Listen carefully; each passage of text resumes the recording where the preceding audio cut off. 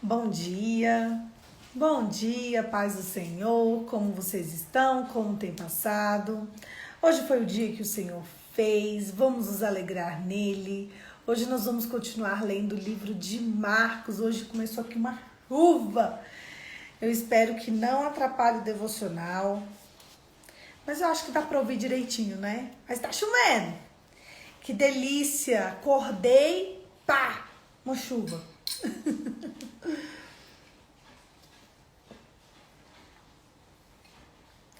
Coisa boa é acordar na chuva. Eu fechei a janela para ver se o barulho não fica tão forte. Mas aí a gente vai adiantando e vamos ver se a chuva não fica tão forte pra gente fazer um devocional bem bonito, tá bom? Vamos nos concentrar e é isso aí. Vamos lá? Vamos começar? Marcos, capítulo 9. A transfiguração.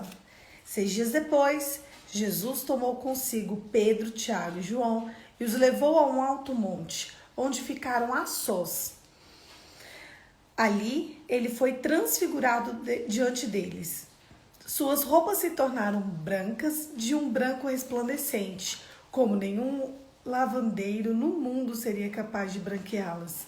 E apareceram diante deles Elias e Moisés, os quais conversaram com Jesus.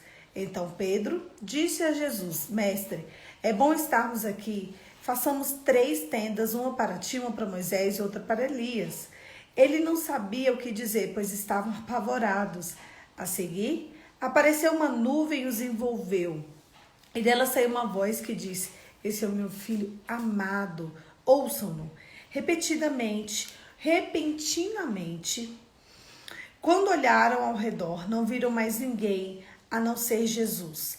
Enquanto descia do monte, Jesus lhe ordenou que não contasse a ninguém o que tinham visto, até que o Filho do Homem tivesse ressuscitado dos mortos. Eles guardaram o assunto apenas entre si, discutindo o que significa ressuscitar dos mortos. E lhe perguntaram: por que os mestres da lei dizem que é necessário que Elias venha primeiro? Jesus respondeu: de fato, Elias vem primeiro. Ele restaura todas as coisas. Então, por que está escrito que é necessário que o Filho do Homem sofra muito e seja rejeitado com desprezo? Mas eu lhe digo, Elias já veio e já fizeram com ele tudo o que quiseram, como está escrito ao seu respeito. A cura de um menino endemoniado. Quando chegaram onde estavam os outros discípulos, viram uma grande multidão ao redor deles e os mestres da lei discutindo com ele. Logo que todo o povo viu Jesus, ficou muito surpreso e correu para saudá-lo. Perguntou Jesus: o que vocês estão discutindo? O homem, no meio da multidão, respondeu: Mestre, eu te trouxe meu filho, que está com um espírito que o impede de falar. Onde quer que o apanhe, joga-o no chão. Ele o espuma pela boca, range pelos dentes e fica rígido. Pedi aos seus discípulos que expulsassem o espírito, mas eles não conseguiram. Respondeu Jesus: ó geração incrédula, até quando estarei com vocês? Até quando terei que suportá-los? Tragam-me o menino. Então eles trouxeram, e quando o espírito viu Jesus, imediatamente causou uma convulsão no menino. Este caiu no chão e começou a rolar, espumando pela boca. Jesus perguntou ao pai do menino: há quanto tempo ele está assim?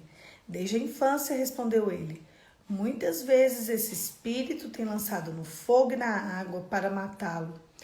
Mas pode fazer alguma coisa? Tem compaixão de nós e nos ajuda.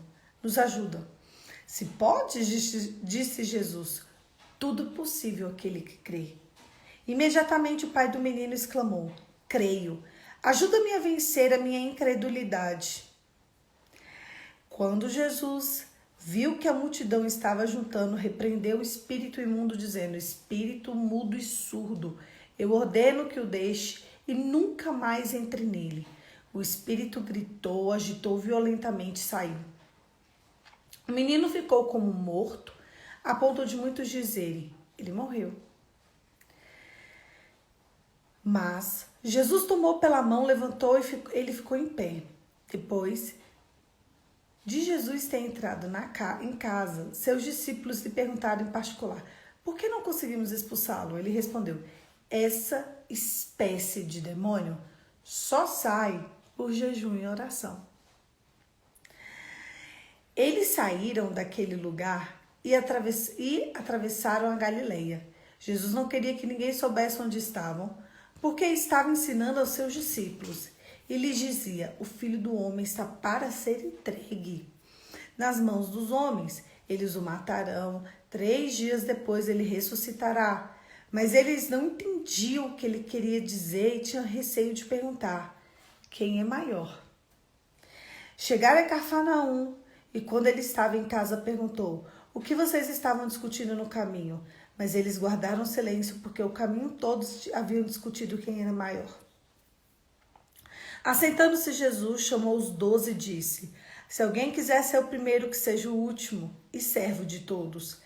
E tomando uma criança, colocou no colo deles e disse, pegando nos braços e disse, e tomando uma criança, colocou no meio deles, pegando-a nos braços e disse-lhe, quem recebe uma dessas crianças em meu nome, está me recebendo. E quem me recebe não está apenas me recebendo, mas também aquele que me enviou. Quem não é contra nós, é por nós. Mestre, disse João, vimos um homem expulsando demônios em teu nome e procuramos impedi-lo, porque ele não era um dos nossos. Não impeçam, disse Jesus, ninguém que faça um milagre em meu nome pode falar mal de mim. Logo em seguida, pois quem não é contra nós está ao nosso favor. Eu lhes digo a verdade, quem lhes der um copo de água em meu nome, por vocês pertencem a Cristo, de modo nenhum perderá a sua recompensa. Indução ao pecado. Se alguém fizer tropeçar um destes pequeninos que creem em mim, seria melhor que fosse lançado no mar com uma grande pedra amarrada no pescoço. Se a sua mão fizer tropeçar, corte-a.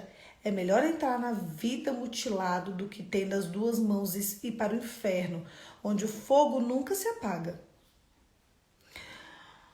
Onde o seu verme não morre e o fogo não se apaga. E se o seu pé te fizer tropeçar, corte-o. É melhor entrar na vida aleijado do que tendo os 2 pés lançados no inferno, onde o seu verme não morre e o fogo não se apaga. E se o seu olho te fizer tropeçar, arranque-o. É melhor entrar no reino de Deus com um só olho do que tendo os 2 olhos e ser lançado no inferno, onde o seu verme não morre e o fogo não apaga. Cada um será salgado com fogo.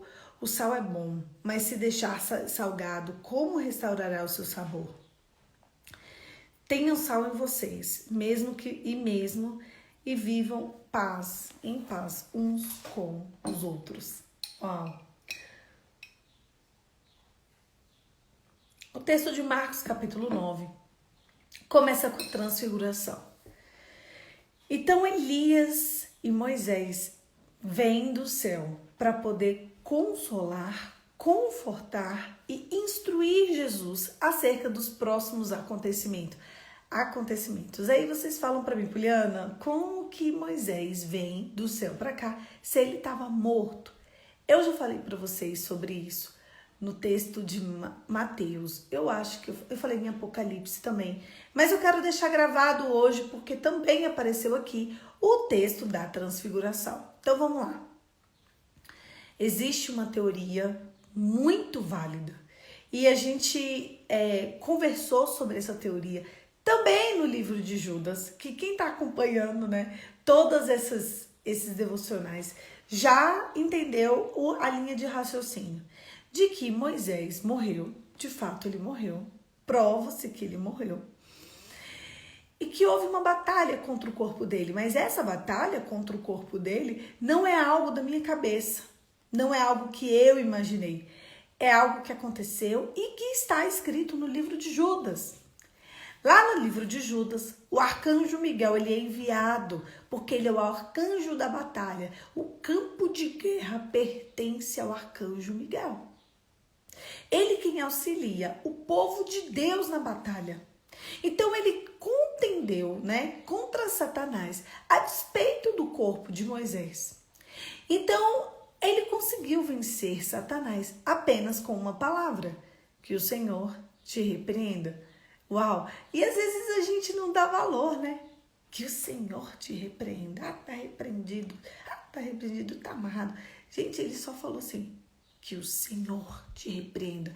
Mas existe que o Senhor te repreenda. Que o Senhor te repreenda. Ou você crê com toda a sua força, com todo o seu vigor, com toda a sua vida, com todas as suas entranhas, que o Senhor te repreenda.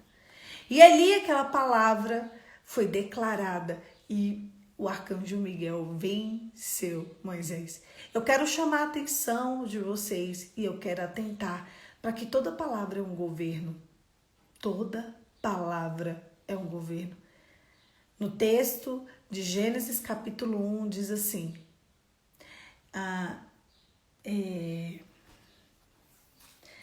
e até, como é que começa? Ai, meu Deus, fugiu da minha mente. Deixa eu abrir aqui Gênesis 1, só o início. E Deus criou os céus e a terra era sem forma e vazia, e o Espírito de Deus pairava sobre a terra. E disse Deus. Ali ele começa a fazer o mundo. E quando ele começa a fazer o mundo, tudo, ele, antes de fazer alguma coisa, está escrito. E disse Deus. E disse Deus. E disse Deus, e disse Deus, e disse Deus, e tudo foi criado. Assim que ele cria o homem, ele olha para o Espírito de Deus, olha para o Cristo, porque o Cristo estava no céu, e ele fala: façamos um homem à nossa imagem e semelhança. Ali eles fazem o homem, o Adão, o terroso. Então ele vai ali no barro e ele faz o homem. Pronto. A imagem e semelhança do Deus Pai, do Deus Filho e do Deus Espírito Santo. Fim. Eu quero que vocês entendam o valor do e disse Deus. E a terra era sem forma e vazia, e o Espírito de Deus pairava sobre a terra. Gente, é assim que começa a palavra. No princípio. No princípio foi criado o céu e a terra. E a terra era sem forma e vazia, o Espírito de Deus pairava aqui, e disse Deus: que haja o sol, que haja a lua, que haja os peixes, que haja a terra, que haja o mar, que haja isso. E foi existindo. A guerra entre o céu e o inferno, ela é uma guerra de argumentos, sabia? Então eu quero que vocês se atentem para as palavras que saem da boca de vocês, porque cada palavra é um governo. Voltando ao nosso caso, voltando à morte de Moisés, Moisés morre. Arcanjo Miguel contende contra o corpo, com o corpo de Moisés contra Satanás. E ele expulsa Satanás da presença dele, repreendendo ele por causa do Senhor. Porque ele ali declarou e decretou um governo sobre a vida dele. Ponto final. Enfim, para vocês terem ideia sobre governo, a gente vai terminar falando só sobre o governo, só com isso. Existe um único pecado que Deus não perdoa, você sabia? Nossa, Deus perdoa. Ele perdoa todos os pecados, quase todos. Qual pecado? O único pecado, existe um único pecado que é imperdoável. Meu Deus, ai meu Deus, será que eu cometi? A blasfêmia contra o Espírito Santo. Para você blasfemar contra o Espírito Santo, você precisa sentir no seu coração e externar com a sua boca. É um governo. Presta atenção, gente. Cada palavra é um governo. Então o arcanjo Miguel contende com Satanás e ele vence através da palavra que exala da boca dele. E ali ele vence, ele ganha, glória a Deus. E há estudos seríssimos. Nossa, a Poliana tá criando uma teoria. Gente, olhe esses estudos.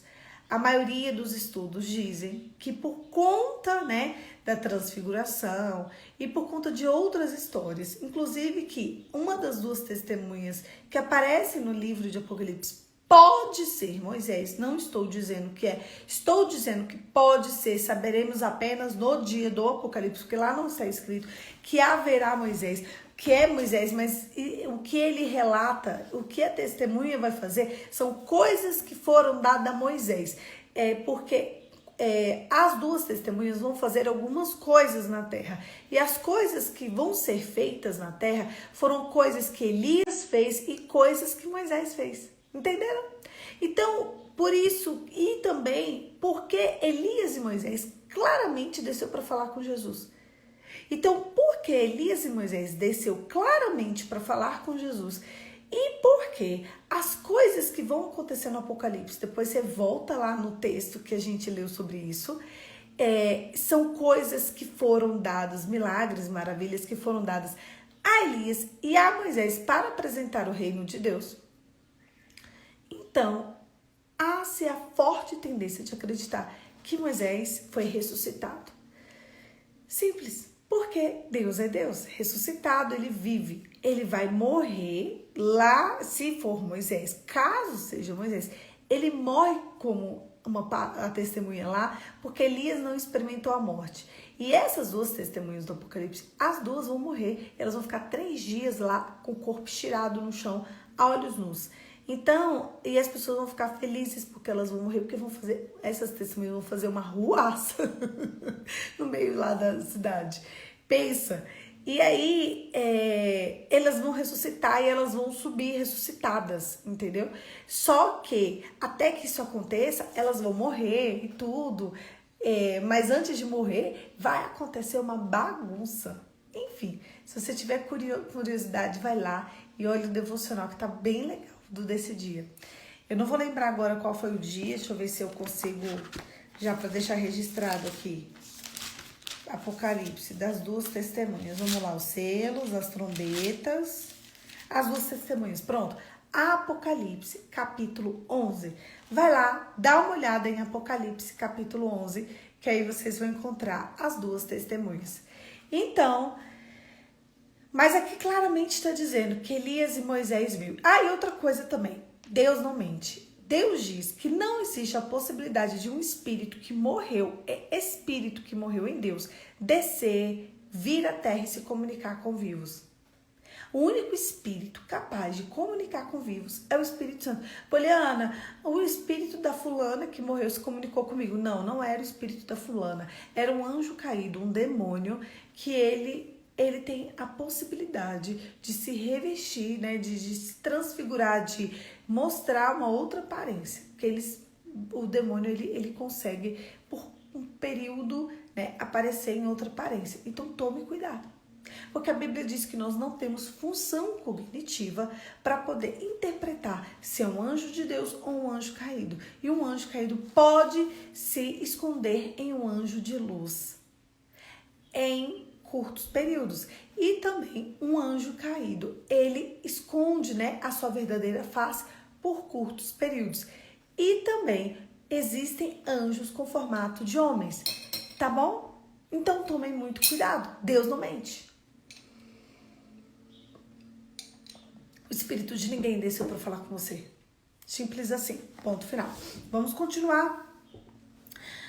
Ele segue falando da cura de um endemoniado. Um menino endemoniado. Esse menino caíra na água, no fogo, ele era mudo. E o que eu quero falar com vocês?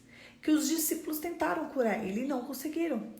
Então eles levaram esse menino para Jesus e Jesus curou. E as pessoas não entenderam por que os discípulos não conseguiram curar e ele conseguiu. E Jesus deu uma palavra. Existem castas de demônios que só saem com jejum e oração. Então eu acho melhor eu e você começarmos a levar a sério a nossa vida de jejum e de oração.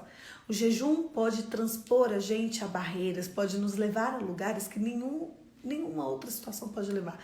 O problema é que às vezes a gente quer fazer jejum para as nossas concupiscências. Esses dias eu respondi um caixinhas no qual uma mulher falava para mim que estava fazendo jejum para que Deus cumprisse a promessa dela mais rápido. Meu Deus, jejum não serve para isso. A Bíblia não diz que jejum serve para cumprir promessa mais rápido. Eu nunca li na palavra. O problema é que a gente quer fazer o evangelho do nosso jeito. A gente quer viver o evangelho da nossa forma. Jejum, ele serve para santificação e mortificação do teu corpo. Jejum, ele não serve para Deus resolver as tuas demandas. Ai, meu Deus, agora Deus, eu tô com um problema sério, se eu vir aqui, que eu venho de ordem. Não, o jejum não serve para isso. A função do jejum é te aproximar do teu Deus. É deixar você com o teu corpo tão sensível à voz de Deus, que aí você escuta a voz do Espírito Santo e o Espírito Santo consegue te conduzir nesse processo de te instruir a despeito da sua demanda. Agora, que jejum vai mudar o coração de Deus, que jejum vai antecipar, acelerar a tua promessa, não vai não. Nem começa. Se for para fazer jejum assim, nem começa. Onde está escrito? Onde está dizendo que jejum é para isso? Meu Deus. Eu tenho destaques aqui enormes sobre jejum. Para um dia, assiste com calma, lê tudo que ali está escrito, vê os vídeos, veja os devocionais que estão lá, sabe? Nunca mais eu quero vocês enganados a respeito do jejum. Como assim? Você vai fazer jejum a vida inteira do seu jeito? Achando que você vai barganhar alguma coisa com Deus? Achando que você... É porque fariseu que fazia isso, que jejuava para alcançar favor e graça de Deus, porque ele era bonzinho. Não, gente, chega. A gente está em outro nível. Esse não é mais o nosso nível. O nosso nível agora é outro nível, tá bom? Então, eles pegaram e eles queriam entender por que eles não conseguiam expulsar. Santidade. Jejum nos santifica. Jejum nos traz mais para perto do noivo de Cristo. É para isso que serve o jejum. Por fim, ele fala um pouquinho pra gente que... Eu vou falar duas coisas com vocês, aí a gente finaliza. Tinha uma pessoa que, expulsando e curando pessoas, e outras pessoas estavam sendo curadas em nome de Jesus, ele não era discípulo de Jesus. E os discípulos estavam agoniados com isso. Jesus falou, tá fazendo meu nome. Se ele não é contra mim, ele é por mim. Não, gente, ele tá fazendo meu nome. E eu vou receber. Sabe? Do jeito assim, ele tá fazendo meu nome. Ele tá fazendo o nome de outro, é no meu. Uma hora o Senhor vai encontrar o coração dele. Aí às vezes a gente pensa, meu Deus, como é que Deus tá usando aquele ali? Como é que Deus tá fazendo? Não, porque ele tá fazendo no meu nome. Olha só que coisa linda. Tá fazendo no meu nome. Pronto. O nome de Jesus é tão poderoso, que se você está usando o nome de Jesus e você está usando por uma causa legítima, você pode nem estar sabendo o que você está fazendo, mas ali Jesus está. Então, tenha temor e tremor quando você for usar o nome de Jesus, porque o nome de Jesus é o nome mais poderoso no céu, na terra e no inferno. Não duvidem. Jesus é conhecido no céu, Jesus é conhecido na terra e Jesus é extremamente conhecido no inferno. Então não usa o nome de Jesus em vão, não use o nome de Jesus para suas concupiscências, não use o nome de Jesus para favorecer os seus deleites. O nome de Jesus não pode ser atrelado às suas paixões. O nome de Jesus, ele é feito por causa da santidade. O nome de Jesus é feito por causa de salvação, cura e libertação. É para isso que é feito o nome de Jesus. Jesus Cristo de Nazaré, o Messias, o Deus vivo que desceu do céu. O nome dele salva, cura, liberta, transforma. O nome dele não está aqui para te servir, não está aqui para me servir. Jesus não é a nossa babá. Jesus não é a tia da creche. Tia da creche, quero água. Tia da creche, estou com fome. Tia da creche, eu quero dormir. Jesus não é a tia da creche. Às vezes a gente está achando que Jesus é a tia da creche. E Jesus está tentando deixar claro para a gente que ele não é isso. E que a gente precisa observar e se atentar bem. Porque ele não vai servir para os nossos deleites. Poliana, por que eu oro e não está dando certo? Talvez a sua oração tenha sido só para Deus fazer o que você quer. Enquanto você continuar com essa oração imatura, ingênua, iníqua, ele não vai resolver o seu problema. Ele não vai resolver a sua demanda. Deus é o Deus do tempo. Ele é o dono do tempo. O Kairos, que é o tempo de Deus, pertence a ele. Enquanto você não parar de agir feito um menino, uma menina mimada, Deus não vai agir. Você vai ficar andando por você mesmo. Eu aprendi que Deus não vai lidar com a minha meninice. E a próxima palavra de Jesus é pesada, porque ele fala sobre a indução ao pecado. Se o teu olho te faz pecar, arranca. É melhor você entrar sem olho no céu do que com os dois no inferno. Se o teu pé te faz pecar, arranca. É melhor você entrar sem pé no céu do que com os dois no inferno. Se tua mão te faz pecar, arranca, arranca. Sabe, Jesus ele não tá dando meio termo, ele tá dizendo arranca, arranca. Ele não está falando de um jeito literal, ele está falando de um jeito simbólico. Ele está dizendo, o que os teus olhos te fazem pecar, vira, sai, faz de outro jeito. Nem que preciso for arrancar como? Sair desse lugar, pedir demissão, viajar, mudar de estado, mudar de cidade, mudar de casa, mudar de vizinhança, mudar de amigo. Isso é o arranca. Mudar as suas companhias, mudar a roda que você se assenta. Se o teu pé te faz pecar, a palavra arranca é não pisa mais onde você vai, não frequenta esses lugares, não convida, não conversa com essas pessoas. Se o teu corpo te faz pecar, sai daí. Não tem meio termo no final dos tempos, e nós estamos no final dos tempos. Só resistirão aqueles que forem radicais. Nossa, esses dias eu escutei de uma pessoa que é, crente. Ela falou assim pra mim, você é muito radical. Olha, eu fico agoniada com você, Poliana. Eu falei, pois não, senhora. Pois não. Eu te conheço há tanto tempo e você é tão radical. Eu acho que você já era pra viver isso, mas você não vive porque você é radical. Que bom. Que bom que você reconhece em mim alguém radical, porque eu sei que os radicais, aqueles que não vão relativizar o evangelho, vão herdar o reino dos céus. Na palavra de Deus, não diz que os mornos vão herdar o reino dos céus. Diz que quem é morno, quem diz que é e não é, quem fica relativizando o evangelho, sabe para onde ele vai? Para lugar nenhum, porque Deus está a ponto de vomitar ele. Imagina você virar para mim e falar, qual o problema? Tanto faz, é isso mesmo, e daí?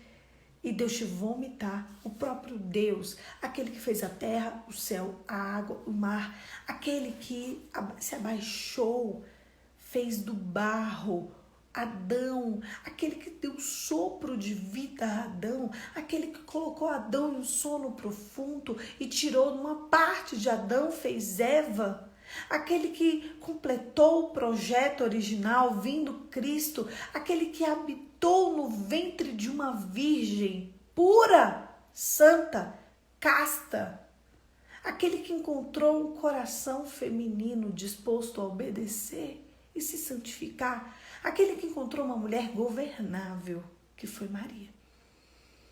Imagina se ele olha para mim e fala, morna.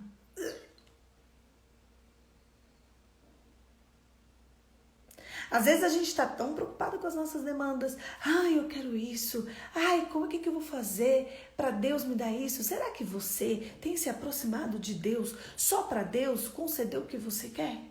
Sendo que o que você quer, Deus não está nem preocupado. Deus está preocupado com a tua alma. Todos os dias existe uma reunião no céu. O diabo bate na porta de Deus, ele requer a tua alma. Quando Satanás requer a tua alma diante de Deus, o que Deus apresenta a você? O que Deus apresenta de você? Porque olha só, não tem nada a ver. Não, deixa eu explicar para você como funciona. O livro de Jó, ele começa assim. Havia um homem na cidade de Ur, aquele homem se chamava Jó. E ele era um homem segundo o coração de Deus. Um dia, Os anjos de Deus foram se apresentar exatamente assim. Eu tô meio que lendo para você, tá? Um dia, os anjos de Deus foram se apresentar a Deus. E Satanás foi se apresentar junto com os anjos de Deus a Deus. E Deus falou para Satanás: você viu meu filho Jó? Olha como ele é obediente. Satanás falou: tira tudo dele pra gente ver. Deus falou: então tira. Quando Deus fala de você, ele fala o que de você? Fala que você é forte, corajoso? Ou fala que nem precisa, já é do Satanás? Ou nem precisa, Satanás nem precisa de apresentar você para Deus, porque já tá ali, ó, chegado. E você tá fingindo que é de Deus. Não dá. No final dos tempos, só restarão aqueles que são. Ou você é, ou você não é. Não adianta relativizar o Evangelho. Procure o Senhor por causa do Senhor. Esteja com Cristo por Cristo. Se aproxime de Deus por Deus e não pelo que Ele pode fazer por você. O problema é que as pessoas querem Deus pelo que eles vão fazer por ela. Eu quero te fazer uma pergunta. E se Deus não fizer? Eu quero colocar a sua mente agora, nesse exato momento, para tudo e me dar uma resposta no seu coração só. Sabe essa demanda que você levanta todos os dias questionando Deus? E se não for para resolver? E se você levar ela para o túmulo sem resolução? Você ainda vai amar ao Senhor? Eu tenho algumas demandas longas. Nossa, longas. Tem demandas de uma vida. E todas as vezes que eu apresento essas demandas para o Senhor, eu termino dizendo: Senhor, é aqui minha demanda, esse é o desejo do meu coração, isso é o que fere a minha alma, isso é o que me angustia. Mas eu quero te apresentar e eu quero apresentar no teu altar. E se o Senhor não resolver essa demanda, tudo bem para mim. Eu só quero que o Senhor acalme meu coração. Eu sempre falo assim com Ele. Sempre. Olha, Senhor, essa demanda tá aqui. É sua. Se o Senhor não for resolver essa demanda, eu só te peço que acalme meu coração. Que me tranquilize, que tire essa ansiedade de mim.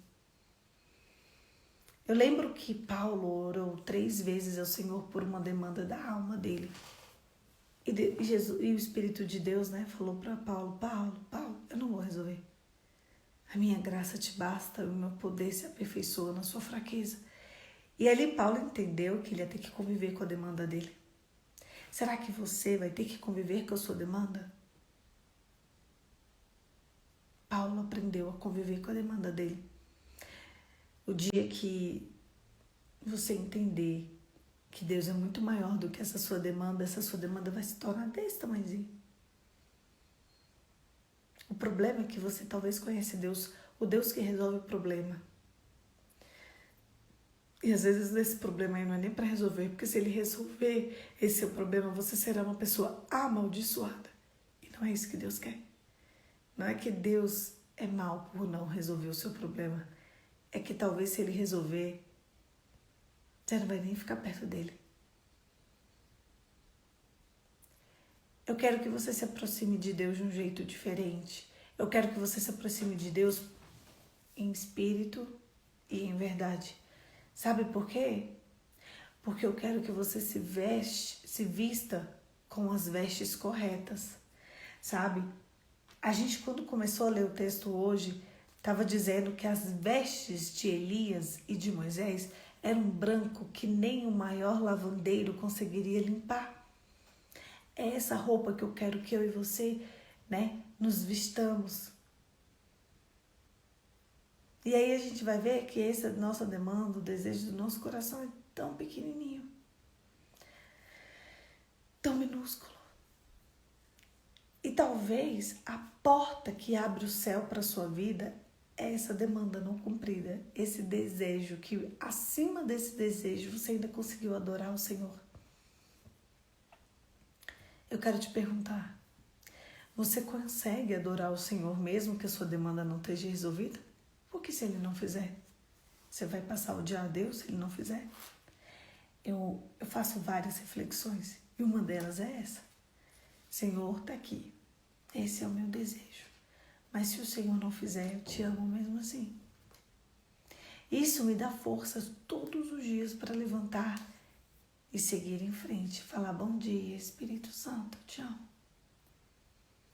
Porque independente dele resolver o meu problema, a minha demanda, independente dele botar um fim nas minhas circunstâncias, eu preciso amá-lo, eu preciso adorá-lo, eu preciso engrandecer o nome de Jesus, eu preciso espalhar as boas novas.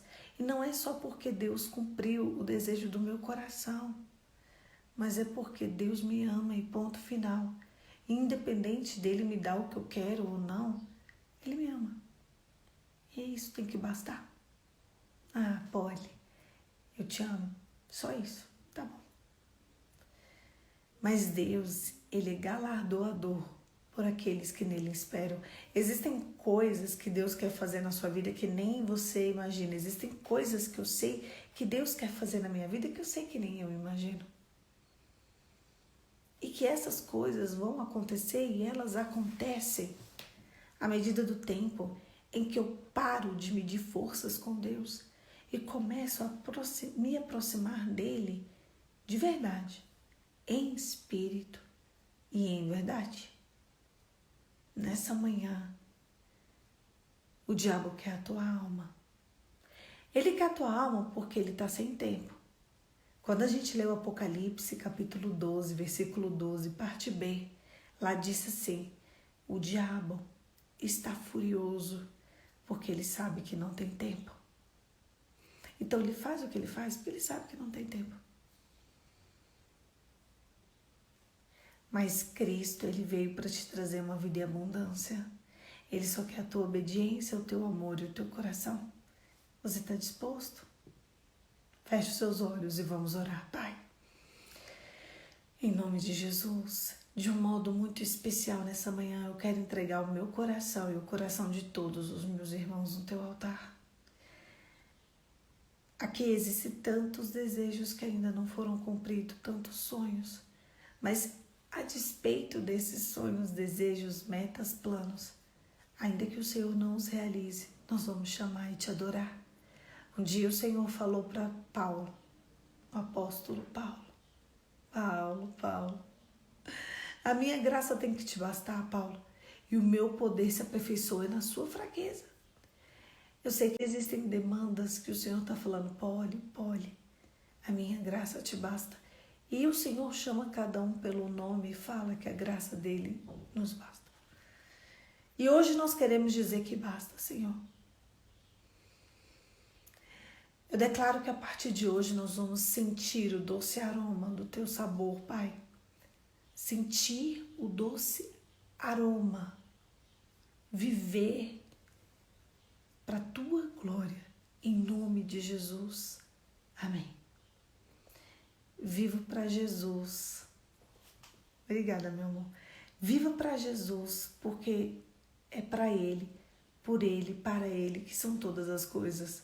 Você sabe o que vai compensar? Vai compensar no dia do Hebreus 9:27,